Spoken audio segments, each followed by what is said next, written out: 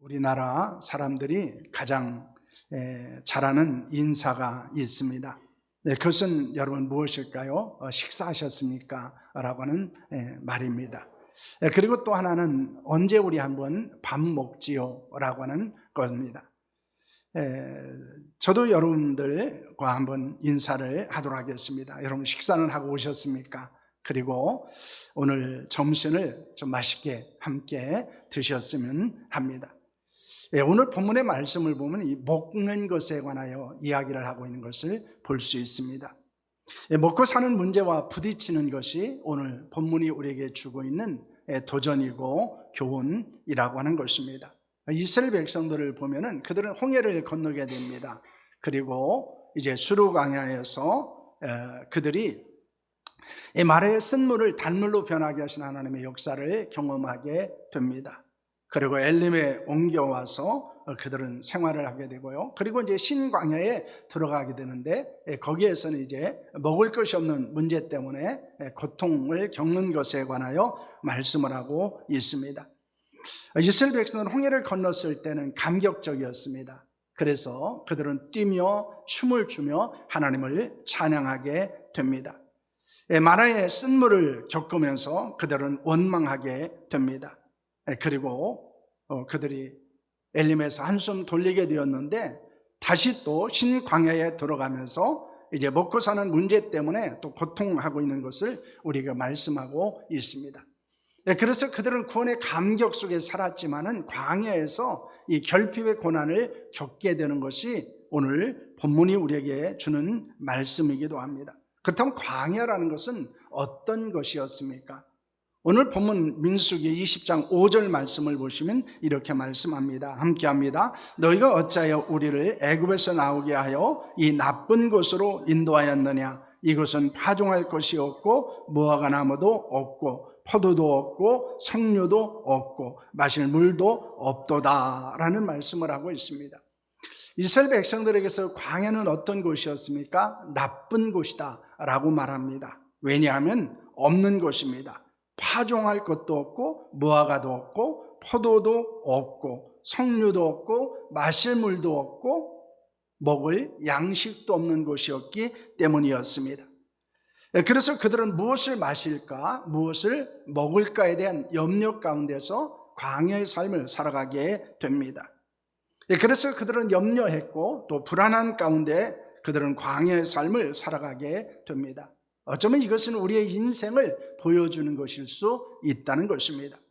그러나 오늘 우리가 단단히 붙잡아야 될 말씀이 있습니다. 그것은 이 말씀입니다. 하나님은 광야의 결핍 속에서도 자기 백성을 버리지 않으시고 날마다 은혜로 먹이시며 참된 양식이신 예수 그리스도로 살게 하신다라고 하는 것입니다. 우리의 삶의 현실은 결핍입니다. 부족함입니다. 때로는 견딜 수 없는 어려움들이 있는 것입니다. 여러분 철로 역정에서 보면 이 크리스천도 멸망의 도시를 떠나서 많은 고난을 겪게 됩니다. 그는 절망의 늪에 빠지게 되고 변덕이라는 그의 동행자는 그를 원망하고 돌아가게 됩니다. 화형의 시장에서 많은 시험과 유혹을 겪기도 합니다. 의심에 갇혀서 절망을 경험하기도 합니다. 사망의 음침한 골짜기를 들어가서 그는 고통스러운 시간을 보내기도 합니다. 어쩌면 하나님이 인도하시는 길에는 늘 푸른 풀밭과 그리고 쉴만한 물가만 있는 것은 아닐 수 있다고 하는 것입니다. 오늘 본문은 우리의 기대와는 전혀 다른 현실을 보여주고 있습니다. 그렇다면 오늘 본문이 우리에게 주는 교훈은 무엇입니까? 첫째로 하나님의 인도하심이 있어도 광야의 결핍이 찾아올 수 있다라고 하는 것입니다. 이스라엘 백성들의 출애굽의 역사를 한번 여러분 돌아보시기를 바랍니다. 애굽의 고센 땅을 출발하게 됩니다. 그리고 홍해를 기적적으로 건너게 되었습니다. 애굽 사람들은 그 홍해 가운데서 죽게 되고 이스라엘은 구원을 얻게 됩니다. 그들은 춤을 추고 하나님의 은혜에 감격하고 찬양을 했습니다. 그러나 그 감격은 오래가지 않았습니다. 말의 쓴물을 만나고 난 후에 하나님을 원망하게 됩니다. 엘림에서 잠시 그들은 안식을 누리게 됩니다. 그런데 어떤 문제가 그들을 기다리고 있었습니까? 그들이 신광야에 도착을 하게 되고, 그리고 그곳에서 이제 먹을 것이 없는 문제에 직면하게 됩니다. 그렇다면 이스라엘 백성들이 그 신광야에 도착한 것은 언제입니까? 오늘 1절 말씀을 보시면 이렇게 말합니다. 이스라엘 자손이 온 회중이 엘림에서 떠나 엘림과 시내산에 있는 신광야에 이르니 애굽에서 나온 후 둘째 달 15일이라 이렇게 말합니다. 그러니까 그들이 한 달 반 만에 이 신광야에 도착을 하게 됩니다. 그 문제는 무엇입니까? 그들이 가지고 났던 식량이 다 떨어지게 되었다는 것입니다. 이스라엘 백성들이 마주한 현실은 참담했습니다. 끝없이 펼쳐지는 모래 광야가 있었고요. 가장 원초적인 생존의 문제, 곧 결핍의 문제를 경험하게 됩니다. 당장 입에 넣을 떡 한 조각도 없는 절대적인 결핍의 상황을 마주하게 됩니다. 우리도 예수 그리스도의 은혜로 구원받았습니다. 그런데 우리의 현실은 여전히 메마른 광야의 삶을 살아가는 것과 같습니다. 건강의 결핍도 있고요. 사람과의 관계의 결핍도 경험하게 됩니다. 재정의 결핍도 있습니다. 또한 평안과 안식의 결핍을 경험하기도 합니다. 그때 우리는 이런 생각들을 하게 됩니다. 하나님께서 나를 인도하셨는데, 하나님이 나를 구원하셨는데 내 삶에 왜 이런 결핍들이 일어나게 되는가 하는 것입니다. 그런데 우리가 기억해야 되는 것은 하나님의 인도하심이 있어도 우리의 결핍을 찾아올 수 있다는 것입니다. 그렇다고 광야의 결핍의 문제가 있다고 하나님이 우리를 버리신 것은 아니라는 것입니다. 왜냐하면 하나님은 광야의 삶을 통해서 나를 진정으로 살게 하시는 분이 누구인지를 알게 하시는 분이기 때문입니다. 그래서 이 광야라고 하는 것은 영적인 훈련소이기도 하고, 그리고 결핍은 훈련의 과정이라는 것을 우리는 기억해야 합니다. 그럴 때 우리는 이 광야에서의 결핍이 오히려 은혜요, 하나님의 인도하심이라는 사실을 경험하게 된다는 것입니다. 그러면 이 척박한 광야의 결핍 가운데 던져졌을 때 이스라엘 백성은 과연 어떻게 했습니까?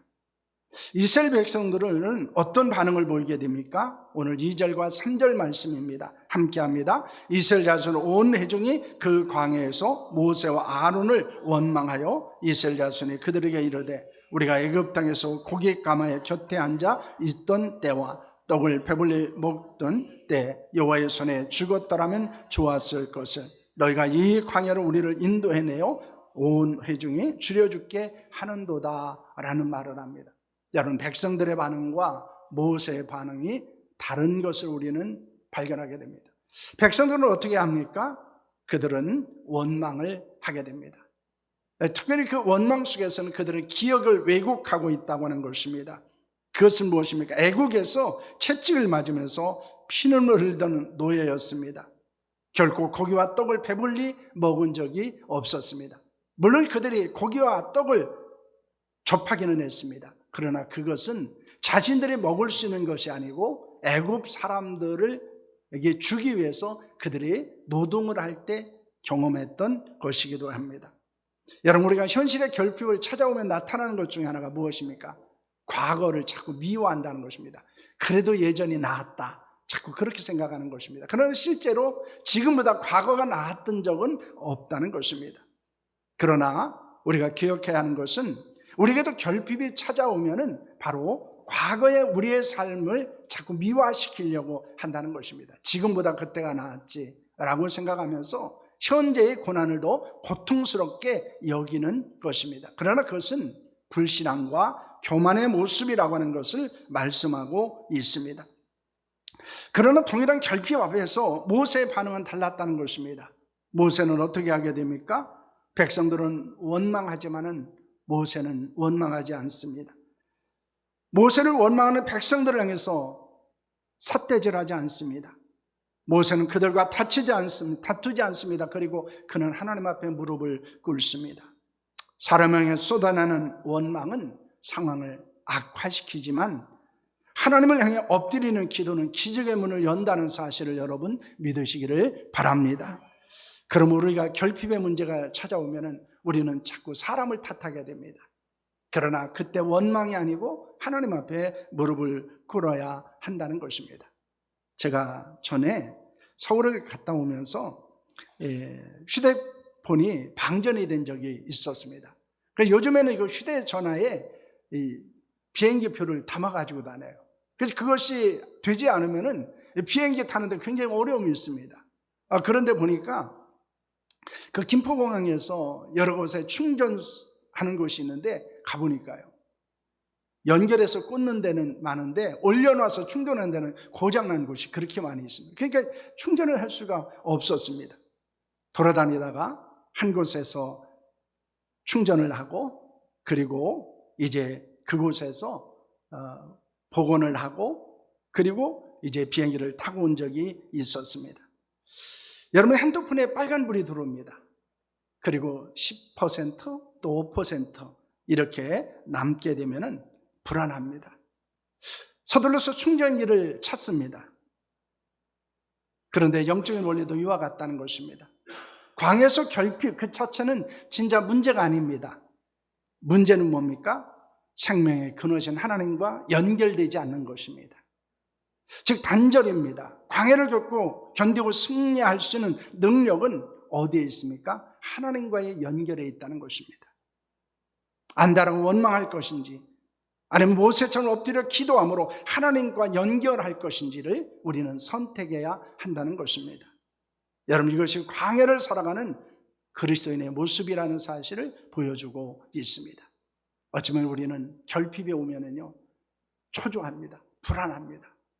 안달하기도 합니다. 원망하기도 합니다. 그러나 중요한 것은 그렇게 하는 것이 아니고 내가 하나님과 무엇을 연결할 것인지, 어떻게 연결할 것인지, 하나님에게 어떤 요청을 할 것인지, 그리고 하나님의 놀라운 은혜 안에서 어떻게 회복을 경험할 것을 찾아야 한다는 것입니다. 모세는 백성들의 원망의 실체를 무엇이라고 말하고 있습니까? 8절 말씀을 보시길 바랍니다. 함께합니다. 모세가 또 이르되 여호와께서 저녁에는 너에게 고기를 주어 먹이시고 아침에는 떡으로 배불리시리니 이는 여호와께서 자기를 향하여 너희가 원망하는 그 말을 들으셨습니다. 우리가 누구냐? 너희 원망은 우리를 향하여 함이 아니요 여호와를 향하여 함이로다 라는 말씀을 하고 있습니다. 여러분, 모세는 백성들의 원망은 하나님에 대한 원망이라고 말하고 있습니다. 내 환경을 불평하고 배우자를 탓하고 리더를 원망하는 것 같지만은 그 내면에는 하나님을 향한 원망이 자리 잡고 있다는 것입니다. 우리는 하나님을 나의 주권자, 나의 하나님으로 온전히 인정하는 자들이 되어야 하는 줄로 믿으시기를 바랍니다. 그러므로 원망은 불안해 때문이고, 불안은 무엇 때문입니까? 믿음이 없기 때문이라는 사실을 우리에게 말씀하고 있는 것입니다. 그래서 고린도전서 10장 10절 말씀입니다. 함께합니다. 그들 가운데 어떤 사람들이 원망하다가 멸망시키는 자에게 멸망당하였나니 너희는 그들과 같이 원망하지 말라라는 말씀을 하고 있습니다. 여러분, 원망하는 자들은 광야에서 멸망을 당했다고 성경을 말씀하고 있습니다. 그러나 기도하는 자는, 하나님의 엎드렸던 자들은 하나님의 거룩한 은혜를 경험하고 그 광야의 삶을 승리했다는 사실을 여러분 믿으시기를 바랍니다. 우리도 광야의 삶을 살아가고 그곳에서 결핍을 경험하면 원망할 것인가 기도할 것인가를 선택해야 합니다. 그런데 기도하지 않고 원망하는 것은 결국 나를 망하게 하는 길이라는 사실을 우리가 기억하면서 하나님 앞에 엎드려서 기도하는 자로 살아가는 은혜가 우리 가운데 있기를 축원합니다. 셋째로, 하나님의 해결책은 일용할 양식을 주신다는 것입니다. 이스라엘 백성들의 반역과도 같은 원망 앞에서 공의의 하나님이시라면 그들을 책망하셔야 했습니다. 그들을 심판하셔야 했습니다. 그러나 하나님의 해결책은 책망보다는 놀라운 은혜를 베푸셨다는 것입니다. 하나님은 무엇을 말씀하십니까? 4절 말씀을 보시면 우리에게 이렇게 말씀하는 것을 봅니다. 함께합니다.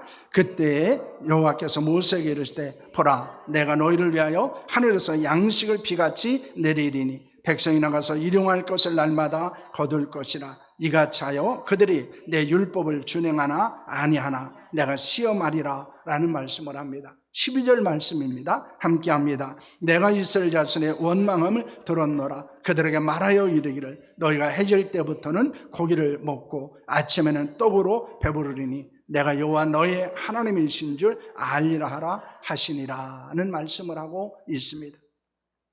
하나님은 아침에는 이슬과 함께 시고 단맛이 나는 만나를 주실 것을 말씀합니다. 저녁에는 메추리의 때를 보내어 고기를 먹이실 것을 말씀하십니다. 마치 배고프다고 보채는 우는 아이를 향해서 이미 따뜻한 밥을 지어놓고 미소 짓고 계시는 어머니의 모습을 발견하기도 합니다. 여러분, 보이지 않는 은혜의 손길이 이스라엘을 덮고 있었습니다. 그럼에도 불구하고 그들은 그 하나님의 은혜를 보지 못했다는 것입니다. 그런데 하나님은 이 기적의 양식을 주시면서 한 가지 중요한 원칙을 주십니다. 창고에 잔뜩 쌓아두지 말라고 합니다. 오늘 하루치의 양식, 곧 일용할 양식만을 거둘 것을 말씀합니다. 내일 먹을 것을 오늘 걱정해서 남겨두면 다음날 어김없이 벌레가 생기고 냄새가 날 것이어서 먹을 수 없다고 말합니다. 안식일 전날에는 여섯째 날에는 갑절로 거두어도 썩지 않을 것을 말씀합니다. 그럼 왜 이런 원칙을 하나님이 주셨습니까?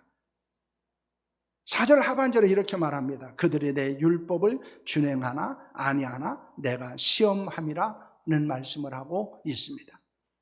단순히 배를 채우는 육신의 양식이 아니었습니다. 그 만나는 날마다 눈을 떠서 하늘을 바라보게 하는 영적 훈련의 도구입니다.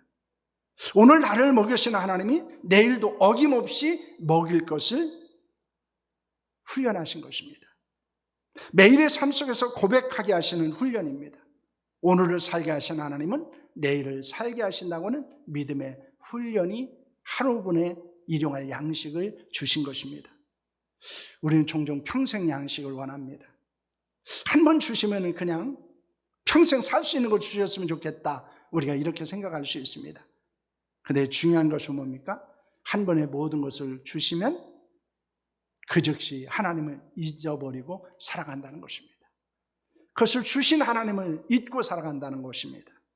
그 양식만을 의지하기 때문입니다. 일용한 은혜를 통해서 매일매일 하나님과 동행하며 순종함을 배우게 하기 위해서 하나님은 일용할 양식을 주십니다.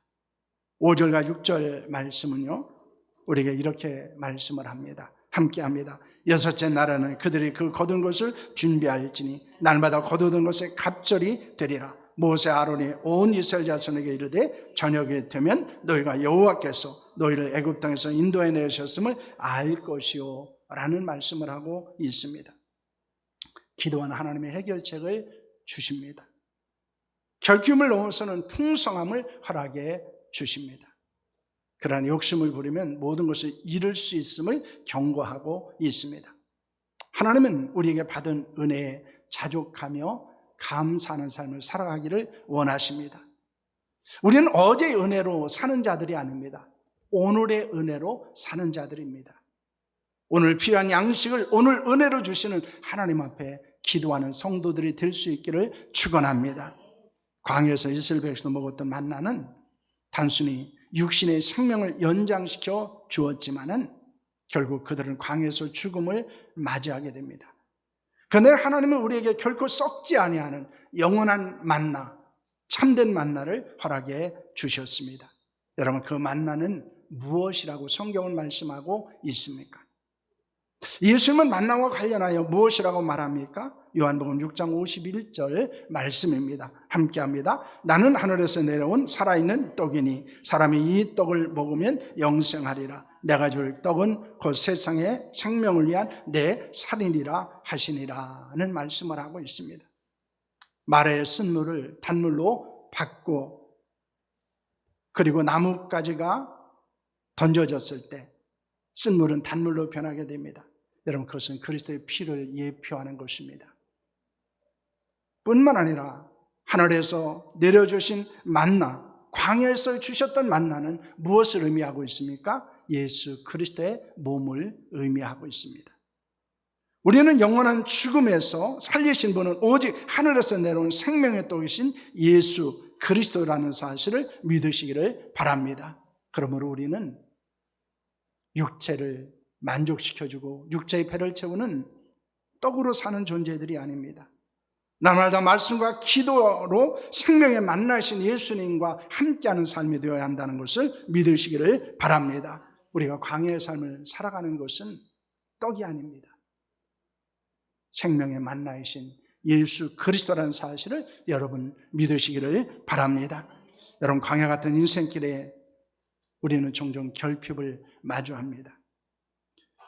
오늘 이 말씀 가운데 우리가 어떤 결단을 해야 합니까? 첫째는 기억의 왜곡을 수정하는 것입니다. 여러분, 예전에 우리가 예수 그리스도를 믿기 이전의 삶을 자꾸 미워하지 않아야 합니다. 그리고 이스라엘 백성들은 광야에서 고난을 당할 때마다 한 말이 무엇이었습니까? 애굽으로 돌아가자였습니다.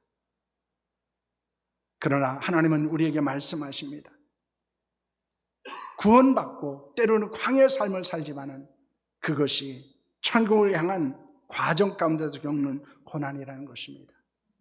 그것은 얼마 안 있으면 우리는 천국으로 돌아가는 거룩한 문이라는 사실을 알게 됩니다. 그러므로 우리는 광야의 고난 가운데서, 결핍 가운데서 애굽으로 돌아가는 길을 원했던 이스라엘 백성들처럼 세상을 향한 그리움을 버려야 한다는 사실을 보여줍니다. 두 번째는 원망을 버리고 감사를 선택하라는 것입니다. 결핍 앞에서 불평할 수 있습니다. 원망할 수 있습니다. 그러나 모세처럼 엎드려 기도하는 자가 될 수 있기를 축원합니다. 환경을 탓할 수도 있죠. 상황을, 때로는 사람을 탓할 수도 있습니다. 그러나 중요한 것은 원망하는 자가 아니라 기도하는 자가 되어야 한다는 것입니다. 두 번째는 일용할 은혜에 자족하라는 것입니다. 내일을 염려하지 말아야 합니다. 오늘 나에게 주신 하루치의 은혜, 그 은혜는 내일 또 우리에게 주어진다는 것입니다. 오늘 주신 일용할 양식은 내일 또 하나님이 우리에게 주신다는 것입니다. 그러나 우리가 자족하지 못하고 탐욕에 빠지게 될 때 우리는 광야의 삶에서 원망하는 자로 살아갈 뿐만 아니라 하나님의 은혜를 경험하지 못하게 된다는 사실을 말씀하고 있습니다. 그러므로 하나님은 우리에게 일용할 양식을 주십니다. 내일 또 주실 것입니다. 우리는 그 사실을 믿고 오늘을 살아가야 합니다. 넷째는 생명에 만나신 그리스도만을 굳게 의지하라는 것입니다. 여러분, 육신의 배부름을 넘어서야 합니다. 영원한 생명이신 예수님과 날마다 깊이 연결되는 자들이 되어야 합니다. 하나님은 광야 같은 인생에서 만나는 우리의 결핍을 채워주는 분이십니다. 그 결핍으로 인해서 원망하지 말고 우리는 기도해야 합니다. 그 신실한 하나님을 찬양하고 한 주간도 여러분 광야에서 많은 결핍을 만나게 될 것입니다. 하나님 좀 더 많이 주시죠. 좀 더 풍성하게 주시지. 왜 이렇게 조금 주시고 그래서 불안해하고 그리고 그 결핍 가운데서 나를 고통스럽게 합니까? 라고는 생각이 들 수도 있습니다. 그러나 그 일용할 양식을 주신 하나님은 내일 또 일용할 양식을 주시는 줄로 믿습니다. 하나님의 은혜는 여전히 우리에게 임합니다. 우리가 그 사실을 기억하시고 하나님의 은혜 가운데서 일용할 양식에 자족하고 감사하는 자로 살아가는 우리 모두가 될 수 있기를 축원합니다. 기도하겠습니다.